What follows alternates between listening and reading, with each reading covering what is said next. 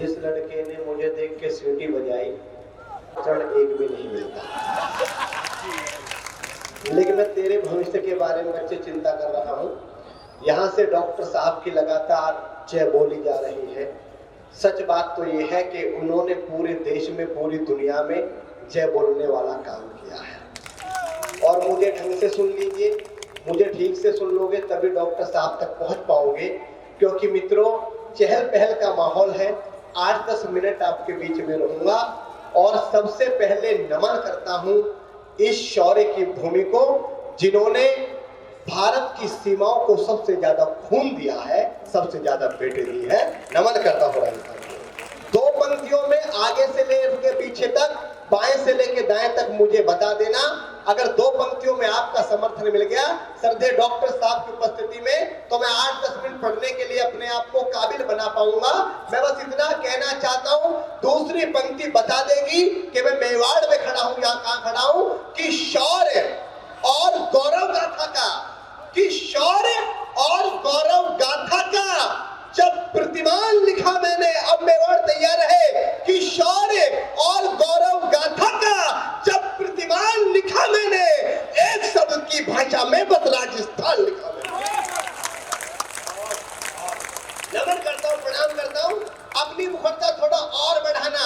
एक कविता नहीं लिख रहा हूं और आज उस कविता का भूमि पूजन करना चाहता हूं। केवल 10-12 पंक्तियां पढ़ूंगा।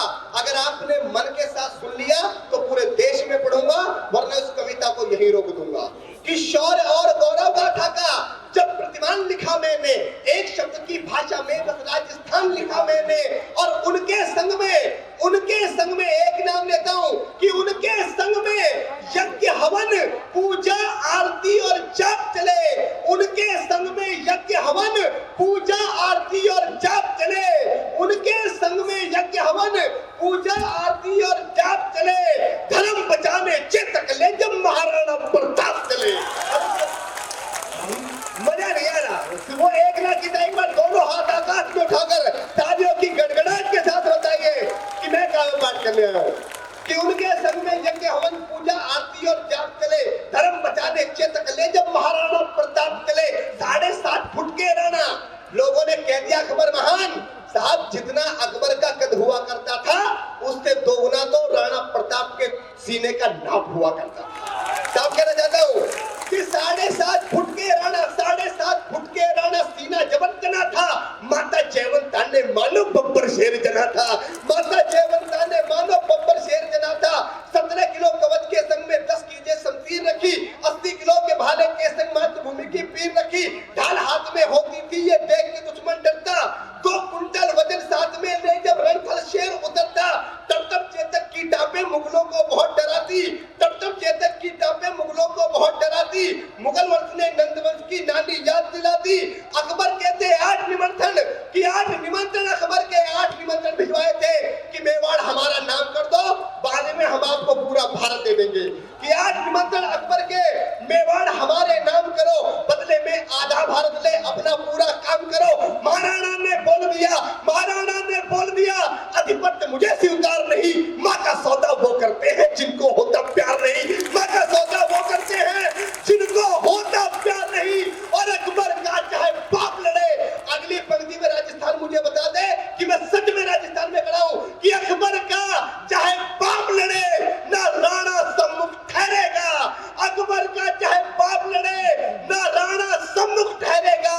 मेवाड़ महल के शीश पटल पर केवल भगवा फहरेगा।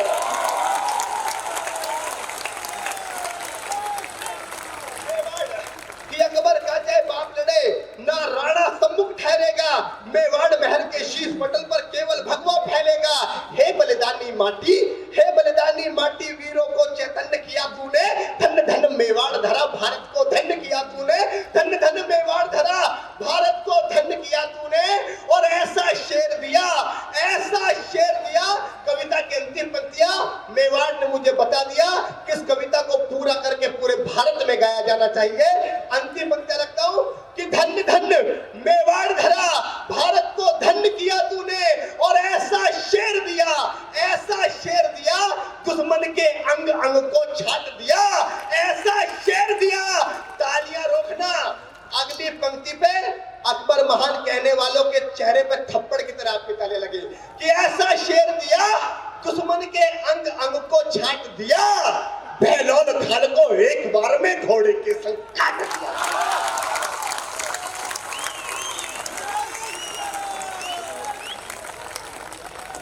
बहलोल खान को एक बार में घोड़े के संग काट दिया।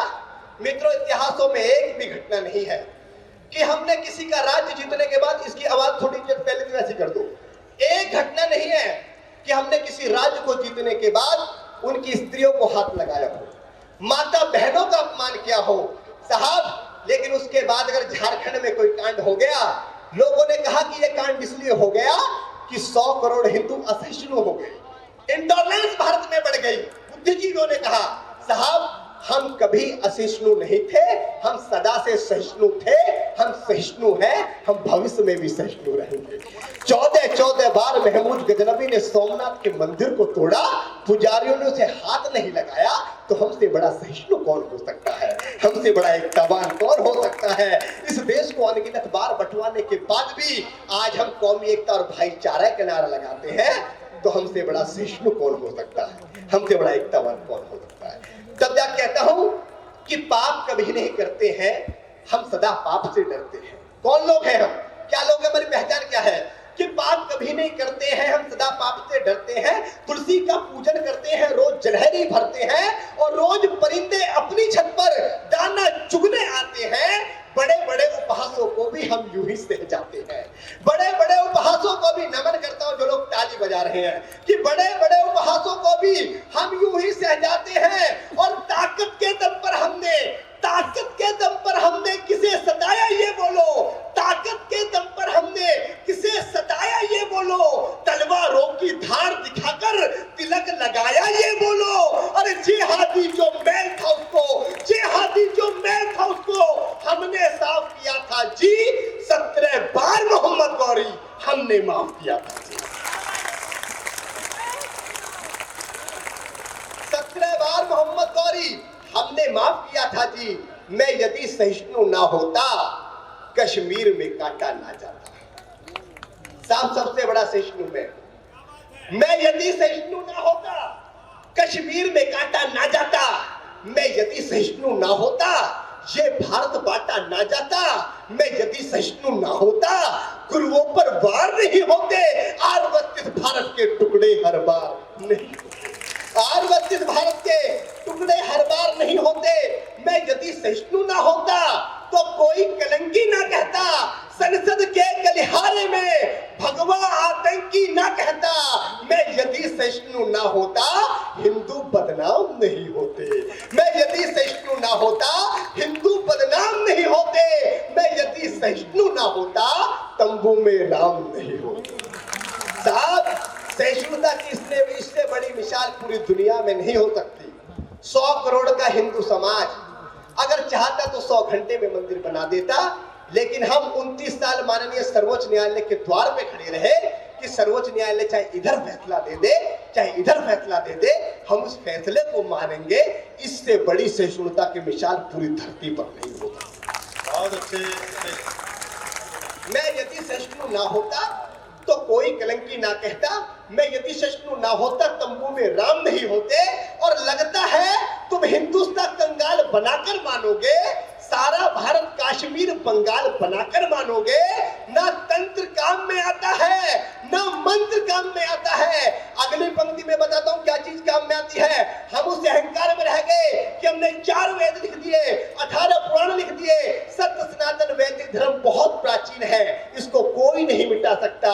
और इस अहंकार ने हमारे देश की सीमाएं छोटी कर दी। समय पड़ने पर बताता हूं क्या चीज काम में आती है कि ना तंत्र काम में आता है ना मंत्र काम में आता है, ना तंत्र काम में आता है ना मंत्र काम में आता है। जो शीश काटते दुश्मन का वो यंत्र काम में आता है। जो शीश काटते दुश्मन का वो यंत्र काम में आता है। 7 लाख कश्मीरी पंडित कश्मीर से भगा दिए। 10-20 हजार लोग नहीं साहब, 7 लाख लोग। 5 लाख का तो सरकारी आंकड़ा है कि 7 लाख कश्मीरी पंडित कश्मीर से भगा दिए। अरे तिलक लगाने वालों के भी होश ठिकाने लगा दिए। माँ को काटा, बहन को लूटा, वो चुपचाप खड़े रहे। गाड़ी बंगले वाले भी राहत शिविरों में पड़े रहे। अरे पंडितों, सागर से बहती पतवार उठा लेते।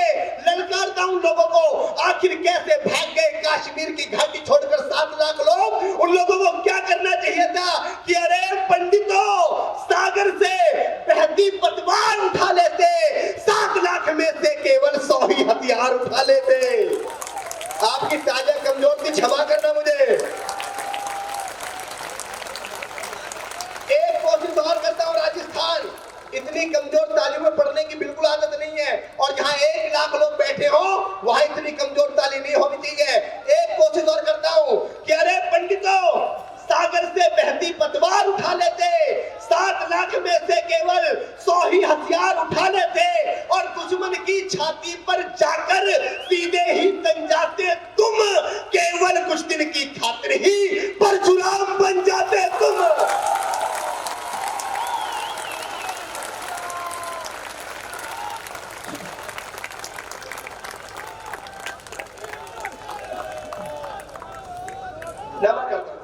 हाँ, कि अरे पंडितों, सागर से बहती पतवार उठा लेते, 7 लाख में से केवल 100 ही हथियार उठा लेते, दुश्मन की छाती पर जाकर सीधे ही तन जाते तुम। केवल कुछ दिन की खातिर ही परशुराम बन जाते तुम। तो पाक का झंडा ना होता, पाकिस्तान का, कि पाक का झंडा ना होता, इस हिंदुस्तान की माटी में हर हर महादेव के नारे लगते कश्मीरी घाटी में।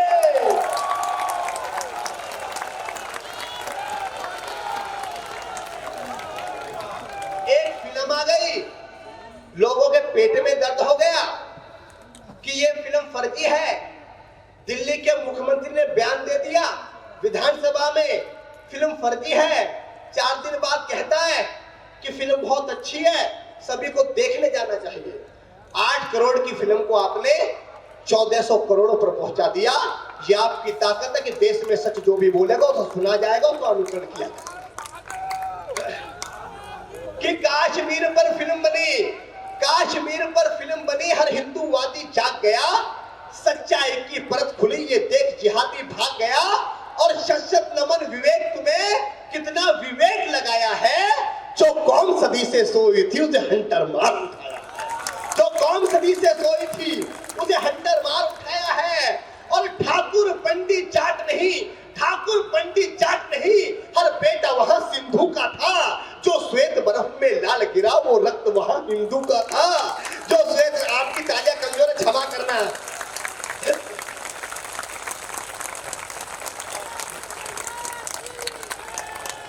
जो श्वेत बर्फ में लाल गिरा वो रक्त वहां हिंदू का था।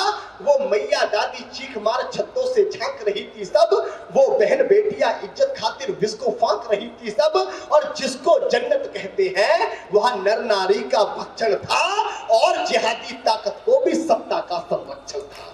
और जिहादी ताकत को भी सत्ता का संरक्षण था। छिन्न भिन्न लाशें थी, सारे इंच इंच में खंडित थे। सनातन के आधार थे वो, मत बोलो केवल पंडित थे। सनातन के आधार थे वो, मत बोलो केवल पंडित थे। भजन आरती बंद हुए, माहौल सभी गमगीन हुआ। आपस में बटकर ही हिंदू घर से वहां विहीन हुआ। अरे लाशें रोज जलेंगी क्या, शमशान बनाकर मानोगे? लाशें रोज जलेंगी क्या, शमशान बनाकर मानोगे? ऋषियों की ये भूमि मुगलिस्तान बनाकर मानोगे?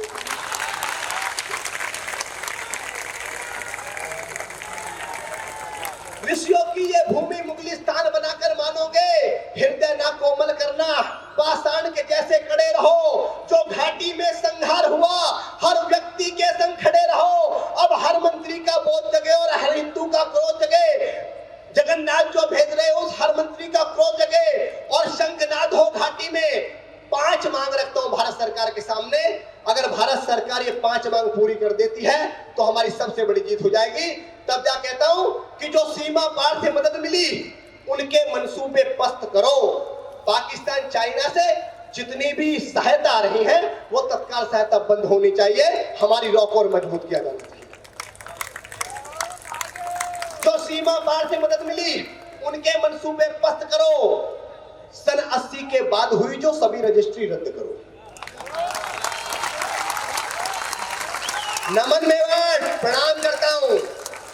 1980 के बाद जितनी भी रजिस्ट्री हुई है, भारत सरकार कानून बनाए कि जितने भी कश्मीरी पंडितों ने, हिंदुओं ने रजिस्ट्री की है, उनकी जांच होनी चाहिए। अगर एक भी रजिस्ट्री फर्जी पाई जाती है तो उस व्यक्ति को ढूंढकर, चाहे वो दिल्ली में रहता हो, चाहे बेंगलोर में रहता हो, चाहे मेवाड़ में रहता हो, उसको ढूंढकर वो संपत्ति अल्पसंख्यक हिंदू को दे दो 50% आरक्षण। और जिसने कत्लेआम किया, अब तालियां रोकना, बिट्टा कराटे जिसने टिक्कू को बीच में से चीर दिया, अब 6 महीने पहले तक उसकी पत्नी सरकारी नौकरी करती थी, तब जाके कहना चाहता हूं बिट्टा कराटे और यासीन मलिक को दामाद बना के इस भारत में पाला गया, तब जाके कहना चाहता हूं कि इतना दे दो संरक्षण, अल्पसंख्यक हिंदू को दे दो 50% आरक्षण।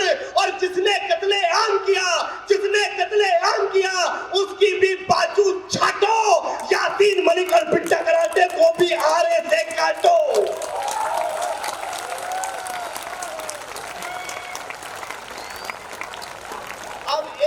पूरा परमानेंट इलाज बता रहा हूं, परमानेंट इलाज बताकर अपनी जगह ले रहा हूं, और उससे बढ़िया इलाज नहीं हो सकता कि यासीन मलिक और बिट्टा कराटे को भी आरे से काटो। और जो भारत का मुकुट बचा ले, जो भारत का मुकुट बचा ले, उस उपयोगी को दे दो। जो भारत का मुकुट बचा ले, उस उपयोगी को दे दो, या 5 साल के लिए घाटी बाबा योगी को दे दो।